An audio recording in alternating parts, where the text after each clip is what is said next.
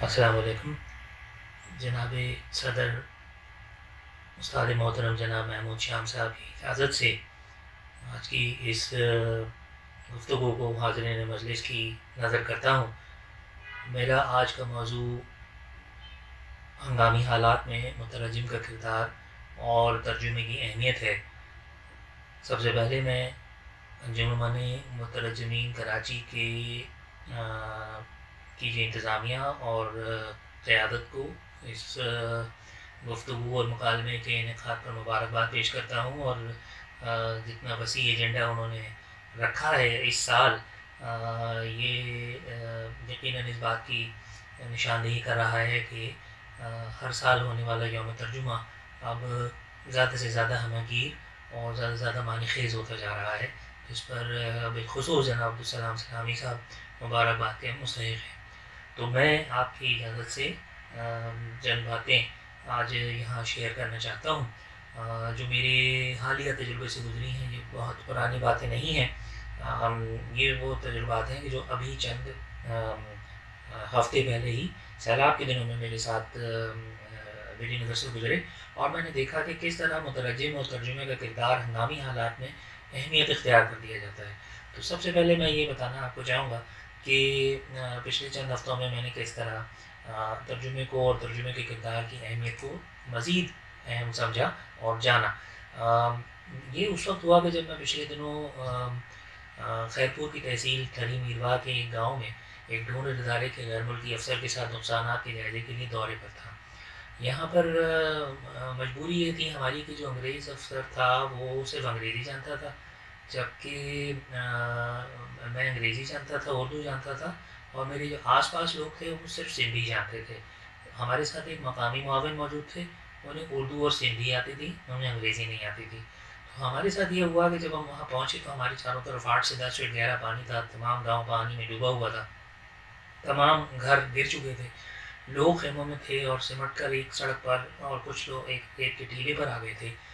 जब हम वहाँ पहुँचे जहाँ एक ऐसे मकाम पर पहुँच गए जहाँ से आगे जाना मुमकिन नहीं था, गाड़ी ले जाना मुमकिन नहीं था, तो हम वहाँ उतर गए और वहाँ उतर कर हमने एक खेमे में कुछ लोगों से बातचीत की।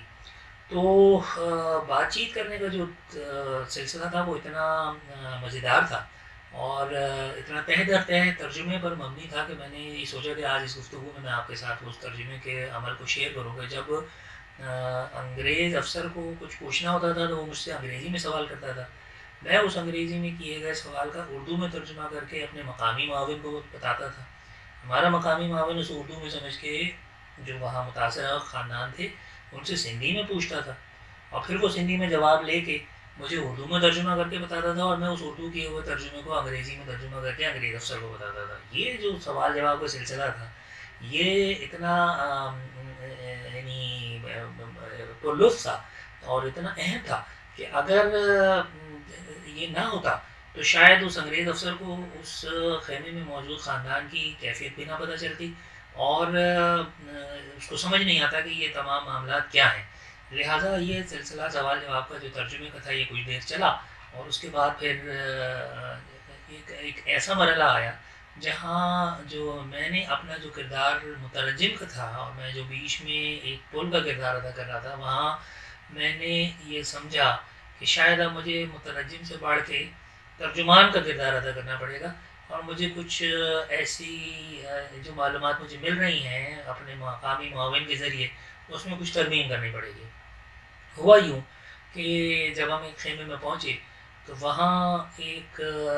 ख़ानदान से हमारी बातचीत हुई और उस ख़ानदान ने हमें बताया, वहाँ एक ख़ातून थी जिसने अपना चेहरा सामने नहीं किया और वो चादर के अंदर से हमसे बात करती रही और जब उससे हमने पूछा कि तुम्हारे क्या मसाइल हैं तो उसने हमें बताया कि मकामी मुआविन के ज़रिए हमें ये मालूम हुआ कि वो ख़ातून और उसका ख़ानदान 2 दिन से फाक़े से थे, उन्होंने कुछ नहीं खाया था और वो पूरा ख़ानदान जो है वो किसी शख़्स के इंतज़ार में था कि कहीं से उनके पास कुछ खाने को आ जाए और बहुत मजबूर होने के बाद फिर उन्होंने एक ऐसा फ़ैसला किया कि जो इंतहाई कठिन था और जिसने यकीन कीजिए कि मेरे पाँव के नीचे से ज़मीन सरका दी थी और उसने हमें ये बताया कि फाक़े के बाइस मजबूर होकर उन्होंने अपनी जो 12 یا 13 سال کی بچی جو وہیں اس کے عورت کے ساتھ ہی بیٹھی ہوئی تھی، اس کی شادی ایک 30 سال بڑی عمر کے آدمی سے کرنے کا فیصلہ کیا ہے، جس نے انہیں 20,000 روپے دینے کا وعدہ کیا ہے، اور ماں نے یہ بتایا کہ خوراک اور راشن حاصل کرنے کے لیے انہوں نے بیٹی کی شادی کرنے کا فیصلہ کیا ہے، جس کے بعد اسے نہیں پتا کہ اس کی بیٹی کہاں رہ جائے گی۔ جب یہ بات مقامی معاون کے ذریعے اردو میں ترجمہ ہو کے مجھ تک پہنچی، اور پھر مجھ پر یہ فرض عائد ہوا کہ میں اس کو ترجمہ کر کے انگریز افسر کو بتاؤں، تو میں نے یہ کام نہیں کیا، اور وہاں پر میں نے، جیسے میں نے آپ سے کہا کہ میں نے ترجمان کا رول ادا کر دیا، اور میں نے وہاں پر یہ انفارمیشن اپنے پاس ہی روک لی، کیونکہ مجھے یہ سمجھ آیا کہ یہ بات کرنی مناسب نہیں ہے، کیونکہ یہ راشن کے لیے بیٹی کی شادی کا معاملہ ہم روک سکتے ہیں، جو کہ ہم روک دیں گے، اور ہم نے روک دیا، جس کی تفصیل میں آگے چل کے بتاؤں گا۔ لیکن شاید یہ بحیثیت ترجمان اور مترجم میرا کام نہیں ہے، اور انگریز کو بھی یہ بات پتہ نہیں چلنی چاہیے کہ ہمارے یہاں لوگ راشن کے باعث مجبور ہو کر بچیوں کی شادیاں کرنے پر مجبور ہو گئے ہیں۔ مجھے یہ بات اچھی نہیں لگی، مجھے پاکستان کے لیے، مجھے اپنے لوگوں کے لیے یہ بات مناسب محسوس نہیں، کیونکہ یہ عارضی صورتحال تھی، اور مجھے لگا کہ شاید میں اپنے ملک کے بارے میں، اپنے لوگوں کے بارے میں،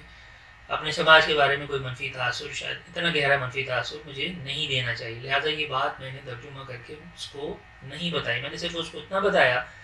کہ ان کے پاس راشن نہیں ہے، یہ 2 دن سے بھوکے ہیں، اور ان کو راشن چاہیے، اور ہمیں کوئی ایسا بندوبست کرنا چاہیے کہ جس سے ان کے لیے راشن کا مستقل سلسلہ ہو سکے۔ اپنے سامنے 2 دن سے بھوکے لوگوں کو دیکھ کر وہ انگریز افسر خود بھی کچھ لمحے کے لیے خاموش ہو گیا، اور پھر اس کے بعد ہماری گفتگو تھوڑی دیر بعد ختم ہو گئی، اور وہ ہم وہاں سے واپس چلے آئے۔ جو کچھ اس گفتگو کے نتیجے میں ہوا، انگریز افسر کی کارروائی اب تھوڑے عرصے کے بعد سامنے آئے گی، لیکن ہم نے جو فوری طور پر کیا اس کی تفصیل میں آپ کو اس گفتگو کے آخر میں بتاؤں گا، اور جو میں آپ کو یہ بتاؤں گا کہ کیسے ہم مترجم سے بڑھ کے جب ہم ہنگامی حالات میں کسی جگہ پر پہنچتے ہیں تو کچھ اور بن جاتے ہیں۔ بہرحال تو سلسلہ یہ رہا کہ جیسے کہ میں نے، ہماری اس گفتگو کا موضوع ہے کہ، اور اس گفتگو اور میں نے اس مثال کو آپ کے سامنے اس لیے پیش کیا کہ کسی بھی ہنگامی صورتحال، مثلا قدرتی آفات، سیاسی شورش ہو، فسادات ہوں، نقل مکانی ہو، یا صنعتی حادثے وغیرہ ہوں، جہاں بڑے پیمانے پر لوگ متاثر ہوں، وہاں مترجم اور ترجمان کو کس نوع کی، آپ اس مثال سے اندازہ لگا سکتے ہیں کہ کس طرح کی کلیدی حیثیت حاصل ہوتی ہے۔ پاکستان جیسے ملکوں میں، اور خاص طور پر کراچی جیسے شہروں میں، جہاں ثقافتی نیرنگی ہوتی ہے، یعنی وہ ملٹی کلچرل ہوتے ہیں، وہاں ہنگامی حالات میں مترجم کا جو کردار ہے وہ مرکزی ہو جاتا ہے، اور کراچی جیسے شہر میں جسے منی پاکستان بھی کہا جاتا ہے، جہاں تمام ملکی اور مقامی ثقافتیں مل جل کر رہتی ہیں، وہاں کاروبار کرتی ہیں، کاروبار زندگی چلاتی ہیں، وہاں پر کچھ غیر ملکی اور بیرونی ثقافتی اکائیاں بھی موجود ہیں، جن میں برما سے آئے ہوئے لوگ بھی موجود ہیں، افغانستان سے آئے ہوئے لوگ موجود ہیں، بنگلہ دیش سے آئے ہوئے موجود ہیں، نائجیریا کے لوگ موجود مجھے کراچی میں ملے۔ تو یہاں جہاں اتنی زیادہ ثقافتی نیرنگی ہو، وہاں پر اگر کسی طرح کی ہنگامی صورتحال ہو تو وہاں مترجم کا کردار بہت اہم ہو جاتا ہے۔ میں یہاں یہ بتاتا چلوں کہ جو ماہرین کہتے ہیں وہ یہ کہ کسی بھی مترجم یا ترجمان کا بنیادی فریضہ جو ہے وہ ابلاغ یا کمیونیکیشن کے عمل میں زبان کی تفہیم سے پیدا ہونے والی رکاوٹوں کو دور کرنا ہے، اور کم از کم 2 فریقوں یا 2 اداروں کے درمیان ابلاغ یا اطلاع رسانی کے عمل میں کو مؤثر بنانا ہے۔ یہ فریق 2 افراد بھی ہو سکتے ہیں، اور 2 ادارے بھی ہو سکتے ہیں۔ قومی نوعیت کے ہنگامی حالات، جیسے کہ آج کل سیلاب ہے جس میں 3 کروڑ 30 لاکھ سے زیادہ لوگ متاثر کہے جا رہے ہیں، اور شاید حقیقی تعداد اس سے کہیں زیادہ ہے، اور جس میں $40 ارب سے زیادہ نقصان ہو چکا ہے، یا اس سے پہلے 2005 کا زلزلہ، یا سوات کی شورش تھی جس میں دوسری جنگ عظیم کے بعد دنیا کی سب سے بڑی انٹرنل مائیگریشن ہوئی تھی، عوام کی 40 لاکھ سے زیادہ لوگ ایک جگہ سے دوسری جگہ منتقل ہوئے تھے، یا کسی بھی میدان جنگ میں جب لوگوں کے درمیان، مقامی آبادیوں کے درمیان ابلاغ کا عمل ہونا ہوتا ہے، تو مترجم یا ترجمانوں کا کردار کلیدی نوعیت کا حامل ہو جاتا ہے، کیونکہ ان ہنگامی حالات کے دوران معلومات یا اطلاعات کی ترسیل بہت ضروری ہو جاتی ہے۔ تو جیسا کہ آپ جانتے ہیں، کوئی بھی آفت آنے کے بعد جب امدادی کارکن اپنا کام پھیلاتے ہیں اور کئی سمتوں میں ایک ساتھ کام کا آغاز کرتے ہیں، تو سب سے پہلے انہیں مقامی آبادی کے ساتھ بات چیت کی ضرورت پڑتی ہے، انہی لوگوں سے خوراک، پانی، صحت اور زندگی بچانے والے دیگر مسائل پر بات کرنی ہوتی ہے. تو اس عالم میں ترجمہ ہی جو ہے ابلاغ کا وہ پل بناتا ہے. اور آپ جانتے ہیں کہ ہنگامی حالات میں گفتگو کے لیے مقامی زبان سے آگاہ ہونا بہت اہم ہوتا ہے. یہی وجہ ہے کہ جب 2004 میں اوورسیز ڈیولپمنٹ انسٹیٹیوٹ کی ایک رپورٹ میں انہوں نے یہ لکھا کہ انفارمیشن از پاور، یعنی معلومات ایک طاقت ہے، اور بحران کے شکار لوگوں کو اس طاقت کی، اس اختیار کی بہت زیادہ ضرورت ہوتی ہے، انفارمیشن کی. انہیں معلومات کی بھی ضرورت ہوتی ہے، انہیں طاقت یا اختیار کی بھی ضرورت ہوتی ہے، اور انہیں معلومات سے حاصل ہونے والے اختیار یعنی امپاورمنٹ کی بھی ضرورت ہوتی ہے. تو اسی طرح انٹرنیشنل مائگریشن آرگنائزیشن نے جو ہے اپنی ہیومینیٹیرین کمیونیکیشن یونٹ کی تحقیق میں انہوں نے کہا تھا کہ جو گھرانے آفات کے سب سے زیادہ زد میں آتی ہیں، انہیں آفات کی سب سے زیادہ خطرات کی زد میں ہوتے ہیں، ان میں دو عام طور پر چیزیں دیکھی گئی. ان میں ایک تو بات یہ دیکھی کہ ان میں خواندگی کم ہوتی ہے، وہاں تعلیم کے تناسب کم ہوتا ہے، وہ زیادہ خطرات کے شکار ہیں. دوسری جو اہم بات ہے وہ یہ ہے کہ وہ گھرانے جو آفات سے زیادہ متاثر ہوتے ہیں ان میں ملک کی قومی یا سرکاری زبانیں بولنے کی استعداد کم ہوتی ہے. اب اگر آپ اس صورتحال کو موجودہ صورتحال میں دیکھیں تو جو سندھ میں جو لوگ متاثر ہوئے ہیں یا بلوچستان میں متاثر ہوئے ہیں یا خیبر پختونخوا میں ہوئے ہیں یا کسی بھی علاقے میں اور متاثر ہوئے ہیں سیلاب سے یا جنوبی پنجاب کی طرف، وہاں وہ لوگ زیادہ متاثر ہوئے ہیں جو قومی اور سرکاری زبانیں نہیں بول سکتے. ہمارا رابطہ بھی جب میں نے جو آپ کو مثال پیش کی خیرپور کی، وہاں ہم جب گئے تو وہاں زیادہ تر لوگ اردو یا انگریزی نہیں بول سکتے تھے، ان کو صرف سندھی آتی تھی، اور اس قومی یا سرکاری زبان کی استعداد میں کمی کا ان کو نقصان ہو رہا تھا کیونکہ وہ سوالوں کے جواب نہیں دے پا رہے تھے، وہ اپنا کاغذات میں اندراج نہیں کر پا رہے تھے، اور انہیں بہت سی جگہوں پر وہ ایک قدم پیچھے چلے گئے تھے. تو جیسے اسی لیے انٹرنیشنل آرگنائزیشن فار مائگریشن نے یہ بات کہی کہ ساری دنیا میں یہ چلن عام ہے، اور انہوں نے یہ ہیٹی میں اور پاکستان میں خاص طور پر فلپائن میں جب انہوں نے یہ ریسرچ کی تو انہیں پتہ چلا کہ وہ لوگ زیادہ متاثر ہیں جن کی قومی سرکاری زبان بولنے کی استعداد کم ہے. لہٰذا ہمیں یہ دیکھنا پڑتا ہے کہ جن لوگوں کے ساتھ ہم کام کر رہے ہیں، جن کی ہم زندگی کو بہتر کرنا چاہتے ہیں، تعمیر نو اور بحالی کا عمل جاری کرنا چاہتے ہیں، وہ ان کی زباندانی کی استعداد کیسی ہے اور ان کے لیے ہم کیا کر سکتے ہیں. جن لوگوں کو زبانوں پر یا سرکاری اور قومی زبانوں پر یا بین الاقوامی زبانوں پر عبور نہیں ہوتا، وہ مصائب کے بھی زیادہ وہ یعنی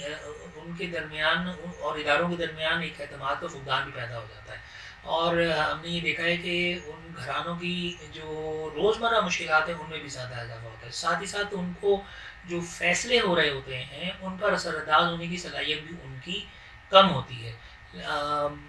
وہ چونکہ مکالمہ نہیں کر پاتے، وہ ابلاغ نہیں کر پاتے، وہ ٹھیک طور پر ان لوگوں کو بتا نہیں پاتے، اس لیے وہ کہیں ترقی کے عمل میں پیچھے رہ جاتے ہیں. اور یہیں پر ہی جو ہے وہ مترجم اور ترجمان کا سب سے اہم رول سامنے آتا ہے. مترجم کا ایک بہت اہم رول یہ ہے ہنگامی حالات میں کہ وہ لوگوں کو اطمینان دلائے کہ ان کی بات سن لی گئی ہے اور سمجھ بھی لی گئی ہے. اب یہ بات بہت اہم ہے کیونکہ لوگ جو لوگ اپنی زبان کی استعداد کی کمی کی وجہ سے کہیں پیچھے رہ جاتے ہیں، انہیں دھارے سے کٹنے کا احساس ہوتا ہے. لہٰذا مترجم جو ہے وہ انہیں یہ احساس دلا سکتا ہے کہ وہ دھارے میں شامل ہیں، وہ کٹے نہیں ہیں، وہ ان کا احساس تنہائی ایک اچھا مترجم اور ترجمان دور کر سکتا ہے. اسی طرح یہ دو فریقوں کے درمیان جو ہے ہم آہنگی بھی پیدا کرتا ہے اور ان کے درمیان فاصلے گھٹاتا ہے، جس سے بعض اوقات کچھ جو امن و امان کی صورتحال پیدا ہو سکتی ہے وہ ایک اچھا مترجم اس کو قابو کر سکتا ہے اور ہنگامہ آرائی یا کسی قسم کے تنازع یا شورش کو کم کر سکتا ہے. تو یہ ایک بہت اہم رول ہے. ایک اہم جو تجربے سے بات پتہ چلی ہے کہ اگر ہنگامی حالات میں متاثرہ لوگوں کو اطلاعات یا معلومات تاخیر سے ملیں یا ادھوری ملیں یا بالکل نہ ملیں یا ایسی حالت میں ملیں کہ وہ ان کی تفہیم سے باہر ہوں، ان کی سمجھ سے باہر ہوں، تو بھی اداروں اور متاثرہ افراد کے درمیان ایک اعتماد کا فقدان پیدا ہو جاتا ہے، ان کے درمیان شکوک و شبہات پیدا ہو جاتے ہیں. اس میں چونکہ کمیونیکیشن گیپ ہوتا ہے، ایک بریک ڈاؤن ہو جاتا ہے بعض اوقات، تو ہم یہ دیکھتے ہیں کہ اس کے نتیجے میں تناؤ کی کیفیت بڑھنے لگتی ہے. آپ اس صورتحال کو آج کے حالات میں بھی دیکھ سکتے ہیں. وہ لوگ جو سندھ کی طرف جا رہے ہیں ان کو یہ اندازہ ہوگا کہ اگر وہ زبان کے اس گیپ کو، فرق کو وہ عبور نہ کریں تو جو لوگوں کے درمیان تناؤ ہے وہ بڑھ جاتا ہے اور یہ تناؤ جو ہے بسا اوقات قابو سے باہر بھی ہو جاتا ہے. تو ایک اچھا مترجم جو ہے وہ امن و امان کی صورتحال کو بہتر بنانے میں کلیدی کردار ادا کرتا ہے. ایک اور اہم بات یہ ہے کہ کسی بھی آفت کے گزرنے کے بعد اس دوران میں نہیں، کسی گزرنے کے بعد جب بحالی اور تعمیر نو کے مراحل ہوتے ہیں تو ان میں مقامی آبادیوں میں شامل ہونا بہت ضروری ہے تاکہ وہ خود اپنی ترقیاتی ترجیحات طے کریں اور اپنی تقدیر کے مالک بنیں اور مستقبل کی جو صورت گری ہے وہ اپنی امنگوں اور اپنے تقاضوں کے مطابق کریں. تو عوام کی اس شمولیت کو ممکن بنانے کے لیے ایک اچھا مترجم اور ترجمان کا ہونا اور دستیاب بھی ہونا اور فعال ہونا بہت ضروری ہے. یہ نہ ہو تو پھر بہت ساری کمیونٹیز اور بہت سارے لوگ اور بہت سارے گھرانے صرف اپنی ابلاغ کی کمی کی استعداد میں کمی کی وجہ سے پیچھے رہ جاتے ہیں اور وہ جو ترقیاتی عمل ہے وہ نہ تو شمولیتی بھی نہیں ہوتا، پارٹیسپیٹری بھی نہیں رہتا اور شاید اتنا ہمہ گیر بھی نہیں رہتا، یعنی اس میں تمام لوگوں کی تمام ضرورتیں بھی پوری نہیں ہو پاتی. تو یہ بات یہاں پر بھی مترجم کا بڑا اہم رول ہے. ہنگامی حالات میں کام کرنے والے جو مترجم ہیں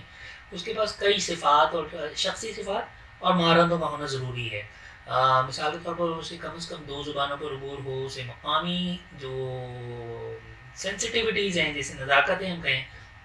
اسے ادراک ہونا چاہیے. اس کے پاس بہتر کمیونیکیشن اسکلز ہونے چاہیے کیونکہ الٹیمیٹلی یا بہرحال اس کو جو ہے وہ کمیونیکیشن ہی کرنا ہوتا ہے. اس کو ایک اچھا لسنر ہونا چاہیے، سامع ہونا چاہیے، سن سکے وہ اچھی طرح بات اور ان باتوں کو بھی سن سکے جو نہیں کہی گئی ہیں اور ان باتوں کو سمجھ بھی سکے. جیسے کہ میں نے آپ کو مثال دی کہ اگر ہم شروع میں جو ہے جہاں ہم خیمے میں گئے تھے وہاں خاتون نے بتایا کہ وہ شادی کر رہے ہیں کہ اپنی بچی کی، لیکن اس کے بعد والی کہانی اس نے نہ کہی اور وہ ہمیں سمجھ آ گئی اور پھر ہمیں یہ بھی سمجھ میں آ گیا کہ ہمیں کیا کرنا ہے. جیسے میں نے آج کیا کہ میں آخر میں بتاؤں گا کہ ہم نے کیا کیا. ہمیں کسی بھی اچھے مترجم کو جو ہے اچھا اسے تفصیل کھوجنی چاہیے، اس کی اٹینشن ٹو ڈیٹیل ہونی چاہیے، اس کو معلوم ہونا چاہیے کہ تفصیل، کیونکہ تفصیل میں ہی ترقی کا حسن پوشیدہ ہوتا ہے. اور ترجمانوں کے لیے لازم ہے کہ وہ درست کام کریں، ٹھیک کام کریں. غلط ترجمہ جو ہے وہ اگر میں آپ کو یہ بتاؤں کہ غلط ترجمے صرف ایک غلط ترجمہ ہیروشیما پر ایٹم بم گرانے کا باعث بنا تھا اور اس میں 1 لاکھ سے زائد لوگ مر گئے تھے اور یہ صرف ایک لفظ کے غلط ترجمے کی وجہ سے ہوتا ہے. اس کی ہسٹری آپ گوگل پہ کر سکتے ہیں. لیکن یہ غلط ترجمہ جو ہے وہ تاریخ کی ہولناک ترین قتل و غارت گری پر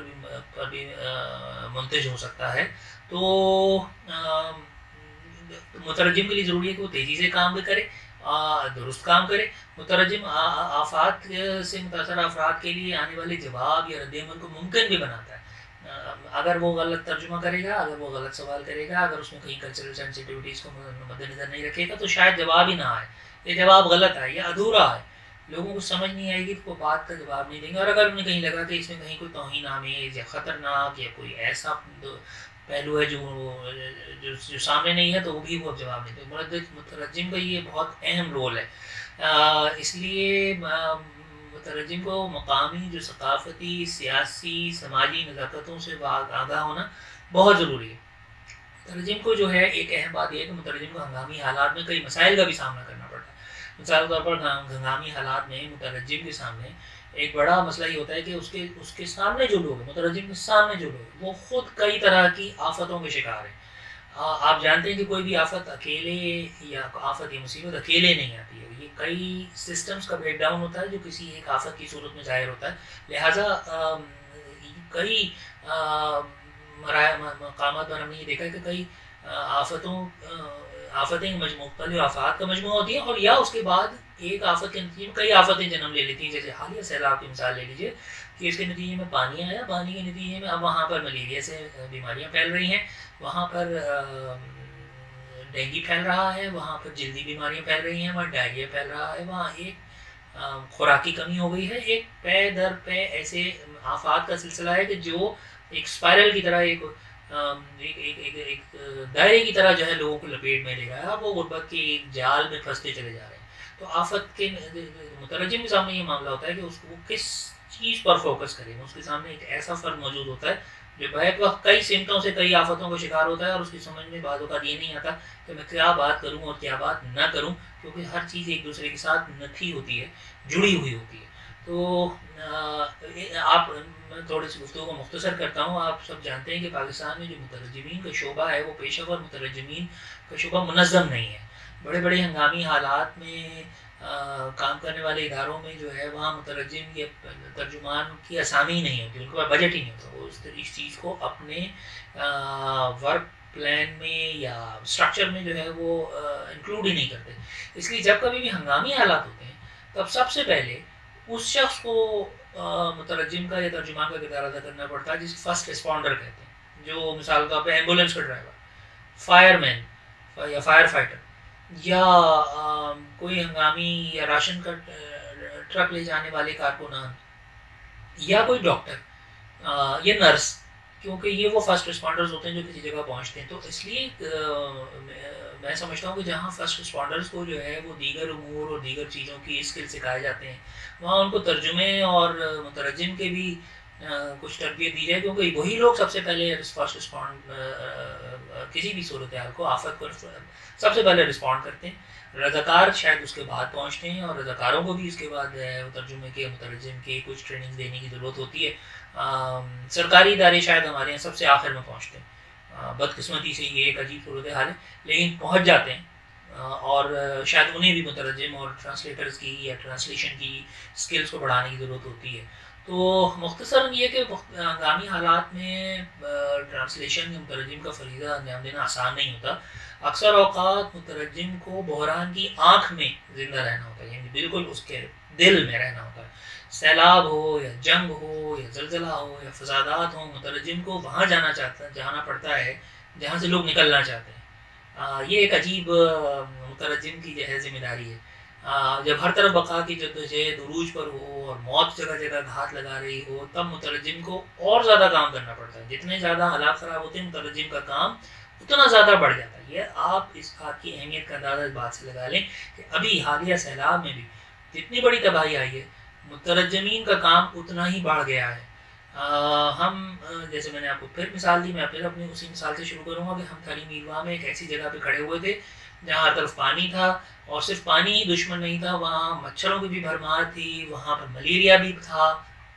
وہاں گندے پانی کے باعث. پھر جب ہم جن سڑکوں سے ہم سفر کر رہے تھے وہاں گہرے گڑھے تھے، ان میں پانی بھرا ہوا تھا، ہمیں نہیں پتا کہ وہاں کون سی گڑھے میں گاڑی چلی جائے گی، اور الٹ کر زخمی بھی کئی لوگ ہوئے، ہمارے سامنے ہوئے. خوش قسمتی سے ہمارے ساتھ ایسا واقعہ نہیں ہوا.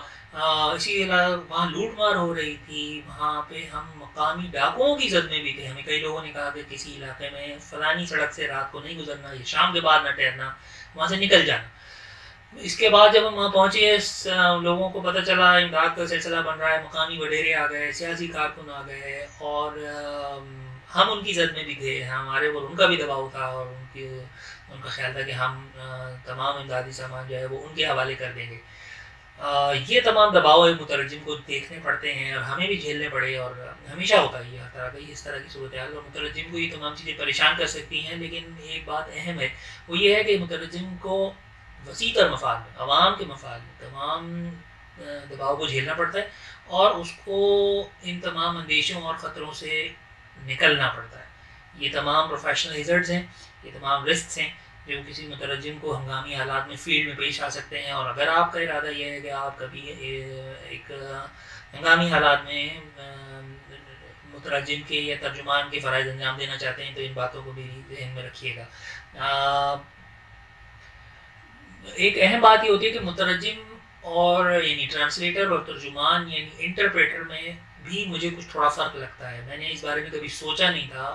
اور عام حالات کی بات اور تھی جب ہمارے پاس بہت ساری عیاشیاں ہوتی ہیں، جب ہم ٹرانسلیشن کرتے ہیں، جب ہم ڈیسک میں بیٹھے ہوتے ہیں ہنگامی حالات میں، ہمارے پاس موافق ماحول، لیکن ہنگامی حالات میں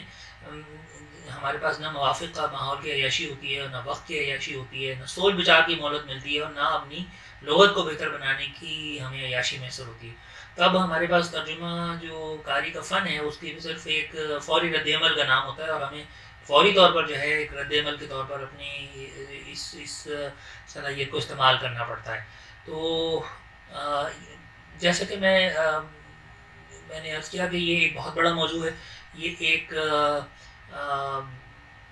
ڈیولپنگ ایک اسکل ہے، لوگوں کو سیکھنا پڑتا ہے. پاکستان میں اس کے ادارے نہیں ہیں، اس کے اصول و قواعد نہیں ہیں، لوگ سکھانے والے نہیں ہیں. جب آپ فیلڈ میں جاتے ہیں تبھی آپ کو یہ سمجھ میں آتا ہے کہ آپ کسی بھی ایمرجنسی سچویشن میں یا ہنگامی حالت میں ترجمے کو اب ہم نے کیسے استعمال کرنا ہے. تو یہ پریکٹس سے ہوتا ہے. مجھے یقین ہے کہ آپ سب بھی یہ کرتے ہیں، اور اگر کرنا چاہتے ہیں تو یقین اس کے لیے سب سے بہتر جگہ جو ہے وہ بحران کی آنکھ ہی ہے، جہاں پر آپ جائیں تو نہ صرف آپ کو بحران کے تمام منظر نظر آئیں گے، بلکہ آپ کی اپنی آنکھ میں بھی جو ہے کچھ نئے منظر قید ہوں گے۔ میں امید کرتا ہوں کہ جو انجمن مترجمین اس سلسلے میں کوئی کام کرے گی، اور اسپیشلی جو ہیومینیٹیرین رسپانس میں جو ترجمے اور ان کا کام کرنے والے لوگ ہیں، ان کی تربیت کا اور ان کے درمیان باہمی مکالمے کا کوئی انتظام کرے گی، اور کسی طریقے سے ان لوگوں کو آگے بڑھائے گی تاکہ ہم اس مکالمے کو اور فروغ دے سکیں۔ تو جیسا میں نے زیادہ وقت شاید میں نے لے لیا، میں اپنے تمام دوستوں کو یہ بتانا چاہوں گا کہ جب چونکہ میں اپنی بات ختم کرتا ہوں کہ جب ہم نے اس ماں کی یہ بات سن لی کہ راشن کے لیے جو ہے اس کو مجبور ایک ایسا فیصلہ کرنا پڑ رہا ہے جو نہیں چاہتی، تو پھر ہم نے یہ کیا کہ ہم نے اس بچی کی شادی نہیں ہونے دی، اور ہم نے یہ کام نہیں ہونے دیا۔ انگریز کے جانے کے بعد پھر ہم نے اس خاندان کے لیے کھڑی مین بلکہ پورے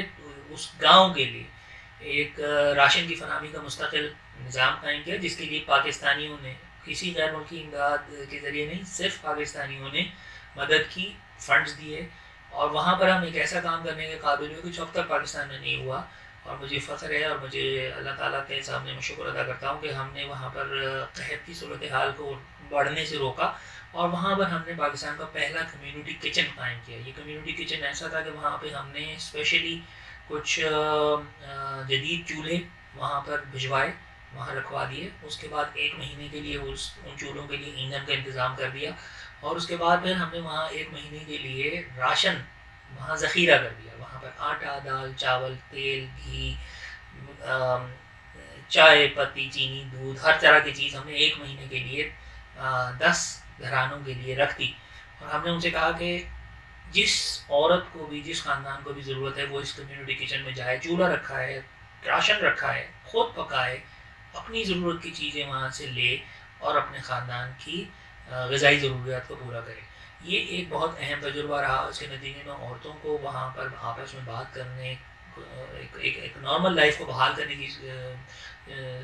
میں مدد ملی، اور سب سے بڑھ کر یہ ہوئی کہ انہیں غذائی غیر یقینی کیفیت سے باہر نکلنے کا موقع ملا۔ تو جیسا میں نے کہا کہ بعض اوقات ایسا ہوتا ہے کہ ہم مترجم بن کے جاتے ہیں، ترجمانی کا فریضہ دل میں ہوتا ہے، اور ہم کچھ اور کر کے آتے ہیں۔ مترجم کا ایک فائدہ یہ بھی ہے، آپ جہاں کھڑے ہوتے ہیں وہاں آپ اپنے کردار سے بڑھ کر بھی کردار ادا کر سکتے ہیں۔ یہ بات بہت اہم ہے، اور میں چاہوں گا کہ میرے دوست اس بارے میں بھی اپنے رائے اور اپنے خیالات اور جذبات کا اظہار کریں۔ میں نے وقت سے ضرورت سے زیادہ وقت لے لیا، میں آپ سب کا بہت شکر گزار ہوں۔ آپ سب نے اتنی توجہ سے میری بات سنی۔ استاد محترم جناب محمود شاہ صاحب کی خدمت میں سلام، جناب ہمایوں عزیز صاحب کی خدمت میں بہت میرا مودبانہ سلام، تمام حاضرین مجلس کو میری جانب سے خدا حافظ۔